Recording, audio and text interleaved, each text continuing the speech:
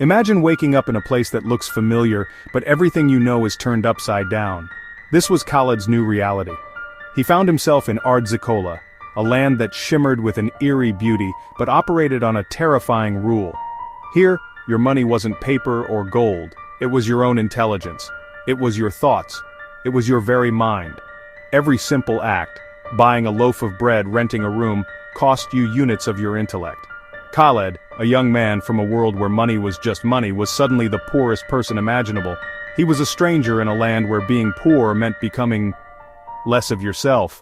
It was a frightening concept, a ticking clock inside his own head. He walked through the streets, heart pounding with fear and confusion. He saw people with blank stares, he saw eyes empty. He had to be careful with every decision. He had to find a way to fight back. Just when the walls of despair seemed to be closing in, a small glimmer of hope appeared. It came in the form of two people, Asil and Iyad, whose loyalty was as strong as his build. Khaled met them in the simple everyday chaos of Zekola's streets. Asil offered guidance. She explained the basics, the unspoken rules that governed their world. Iyad was the protector. His actions spoke volumes.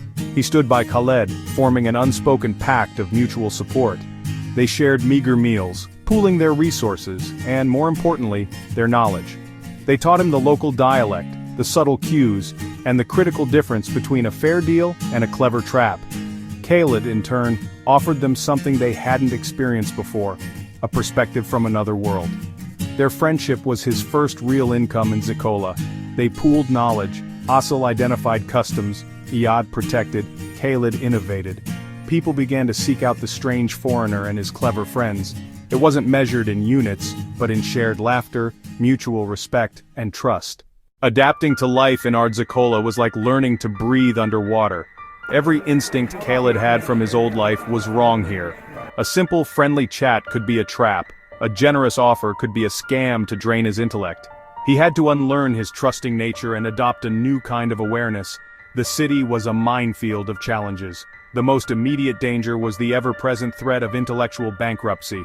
The guards simply took him, and Khaled knew the man would return as one of the fools. Asil and Iyad became his tutors in this harsh school of survival. They taught him the art of negotiation, Zekola style. In Zekola you couldn't just get a job, you had to prove you had the intelligence to do it. Even manual labor required mental calculation.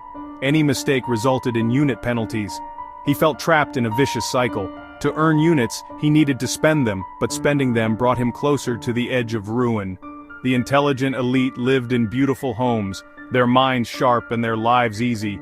The rest scrambled for scraps in the lower districts. Khaled learned to stay invisible, to not draw attention to himself. Being different was the greatest danger of all. Faced with the constant threat of intellectual poverty, Khaled realized that passive survival wasn't enough. He couldn't just conserve his units, he had to actively earn more. His mind worked differently from those born in Zekola. He saw problems from angles they couldn't, a skill that would soon become his most valuable commodity. His first breakthrough came not from a grand scheme, but from a simple observation. He noticed that many everyday tools in Zekola were inefficiently designed. With Asil's knowledge of local materials and Iyad's practical skills, Khaled began to design and build improved tools.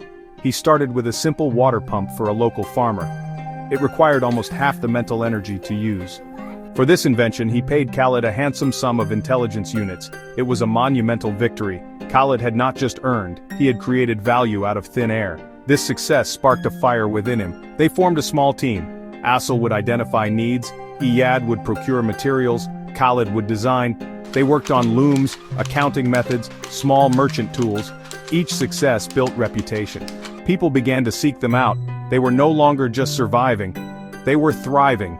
Their teamwork was their secret weapon. They proved that collaboration could be more powerful than competition, a revolutionary concept in a land of mines. As Khaled and his friends found their footing, a dark cloud began to gather on the horizon. Yom Zekola. This wasn't a celebration of joy. It was Zekola's most terrifying day, a day of reckoning. On this day, the city held a series of brutal competitions. Winners were showered with thousands of intelligence units, but the price of failure was absolute. Losers were declared intellectually bankrupt on the spot, sentenced to become one of the mindless fools. The entire city was gripped by a tense, feverish energy.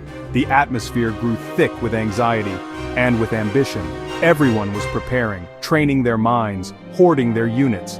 Asl confessed her father had lost his mind in the games years ago. This was not a game to be taken lightly. For Khaled, Zekola presented a terrible dilemma. He was still a foreigner with dangerously few units. Participating was a gamble that could cost him everything. Ignoring it was not an option either. Asl and Iyad explained the grim details. The games were logic, duels of wit, complex problem-solving. Their preparation became a frantic race against time. He couldn't just cower and wait for his units to drain away. He had to fight. With Asl's strategic mind and Iyad's unwavering support, he decided he would not just participate, he would try to win. The festival was a beast to be tamed. Khaled's journey was about to enter its most dangerous chapter. The intense pressure leading up to Zekola became a forge for Khaled's character. He learned that true courage wasn't the absence of fear, but the decision to act in spite of it. She taught him to look for patterns, to anticipate moves, and to manage his mental energy. Iyad taught him endurance. Strength wasn't just physical, it was about standing firm. Strategy became his second language. He learned to observe, to be patient, and to strike only when the moment was right. This intense preparation taught him a resilience he never knew he possessed. Most importantly, this trial solidified his trust in Asil and Iyad. They shared every piece of information, debated every strategy, and supported each other unconditionally. He was more than a scared young man. He was an innovator, a strategist, and a loyal friend. The lessons were hard-won, sleepless nights and constant worry. They pooled their earnings, creating a safety net that allowed them to take bigger risks. He realized he wasn't just fighting for survival. He was fighting for them. He learned that his different way of thinking was not a weakness but a powerful weapon. He was being reforged, becoming sharper, stronger, and more determined. He was no longer a visitor trying to survive, he was a contender. He was a contender, ready to face the festival and challenge the very foundations of Land of Zekola. A newfound belief in himself, his friends, his strategy, his courage.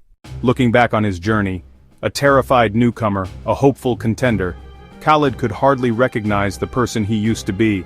The Land of Zekola had stripped him of everything he took for granted, but forced him to discover strengths he never knew he had. No longer just a young man from another world, he was a survivor who turned perspective into power. The fear was still there, lurking in the shadows. A quiet confidence forged in the fires of adversity. He had faced the worst and was still standing. His growth was most evident in his relationships. The friendship with Asl and Iyad became the cornerstone of his new life. A bond built not on convenience but on deep, unwavering trust and mutual respect. Not just reacting, preparing to act, to shape his own destiny. More than survival, a transformation, growth when pushed to absolute limits. True wealth isn't possessions but who you are, your courage, creativity, and capacity for friendship. One thing is certain. The Khaled entering Zekola is not the one who stumbled in weeks ago. Stronger, wiser, ready for whatever comes next. He was fighting for them, and for the hope of a better, fairer Zekola.